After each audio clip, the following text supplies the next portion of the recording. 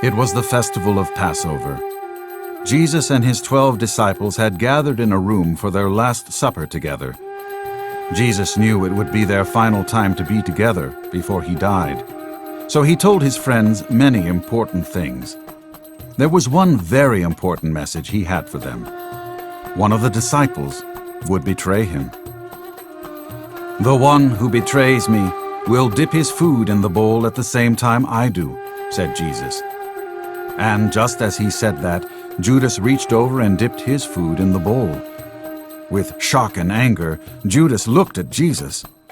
The Son of God knew beforehand that Judas would betray him and deliver him over to the chief priests and religious leaders. Judas shoved away from the table and scrambled for the door in a rush. He didn't look back. He scurried away to do his evil deed. All the other disciples looked on in awe. They could not believe that one of their own was a traitor. Jesus understood that the hour was soon approaching, that he would suffer and die for the sin of all mankind.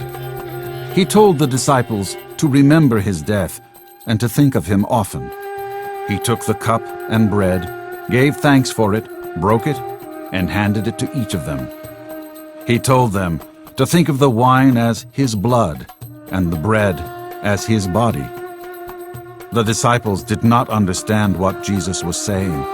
Peter, one of the disciples, said that he would never leave Jesus. But Jesus quickly told Peter that before that night was over, Peter would deny that he knew him 3 times. Meanwhile, with the chief priests, Judas carried out his evil deed. He agreed to hand Jesus over to the cruel leaders if they would pay him a lot of money. Of course, Judas knew it was wrong, but there was no turning back now. By now it was dark outside. Jesus and his disciples went to a garden. Jesus wanted to prepare for his death, so he fell to his knees, bowed his head, and poured out his heart to his heavenly Father. "Oh God," he cried, "I don't want to suffer, but I will do what you want me to." His prayer went on for hours. The disciples couldn't stay awake and fell asleep nearby. Jesus, however, couldn't sleep and stayed awake in prayer. When Jesus came to his disciples, he found them asleep. Even after he woke them and encouraged them to pray, they fell asleep again. The second time, Jesus woke them and told them that the time had come for him to be arrested. The disciples were confused and did not know what to expect. A group of armed guards rushed up to Jesus and his disciples. Judas was with them. Judas walked over and kissed Jesus on the cheek, a sign to the soldiers that Jesus was the one they should arrest. Peter wasn't about to let this happen. He was going to protect Jesus. He whipped out his own sword and slashed at the guards. In doing so, he chopped off the ear of one of the servants. Jesus rebuked Peter gently. Jesus knew that Peter meant well, but this was all part of God's plan. Jesus touched the man's ear and completely healed it. The guards were amazed. "Have you come with swords and clubs to arrest me like a robber?" Jesus asked, looking up at his attackers. The guards knew that Jesus had been preaching and teaching in public places, and no one ever tried to arrest him there. This night was different. The disciples were afraid and ran away, but Peter followed Jesus at a distance. Jesus was led all the way from the Garden of Gethsemane through the Kidron Valley to the high priest. There he was interrogated. They were trying to find a reason to kill him. Of course, Jesus was honest and true. He simply told them what he had always declared. He was the Son of God. This enraged the leaders. They led him to another court to obtain permission to put him to death. Meanwhile, Peter stood outside in the courtyard around a fire with other bystanders. He wanted to see what happened. "You're his disciple, aren't you?" a servant girl suddenly asked him. "No, I'm not," Peter swore and became angry. "I don't even know him." 3 times it happened. that Peter was asked if he knew Jesus, and 3 times he lied. Then suddenly, the 3rd time he lied, a rooster crowed 3 times, and Peter remembered what Jesus had said. He ran away, feeling horrible, weeping bitterly. That night, after Jesus was arrested, Judas realized what he had done. He was so overcome with guilt. He didn't care about the money that he had earned. He ran to the priests and threw the coins on the floor. Then he ran out, tied a rope around his neck, and hung himself. That same night, Jesus was on trial before the Roman leader, Pilate. Even Pilate didn't want to kill Jesus.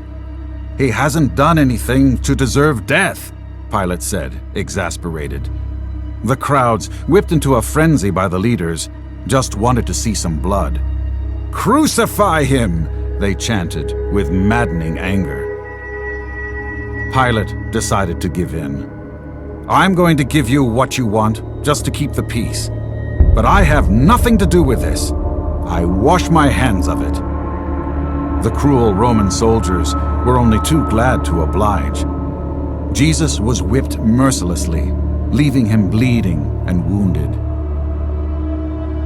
They mocked Jesus, hailing him as a king.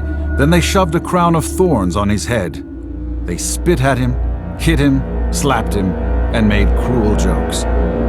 Jesus, silently suffering, did not retaliate. He was like a lamb being sacrificed.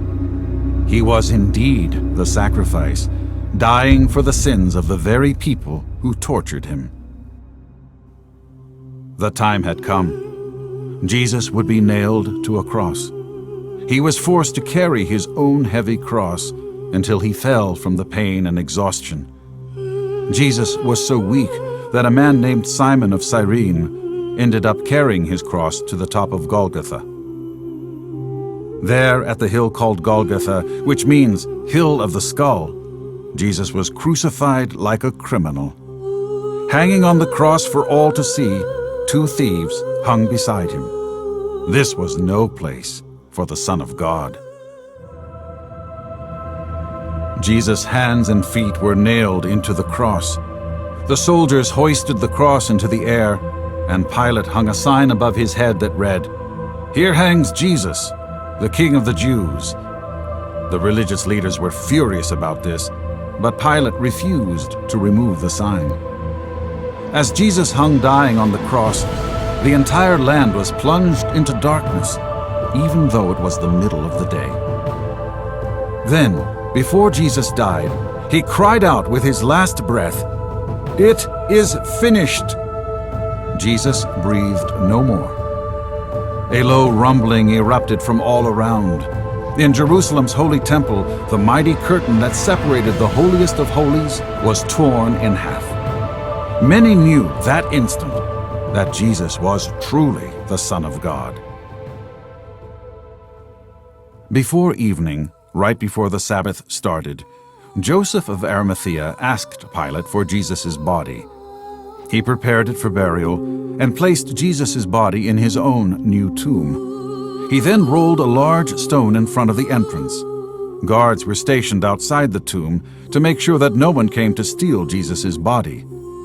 The religious council knew Jesus said he would rise again. They wanted to prevent that. Jesus had to die to appease God's wrath towards sin.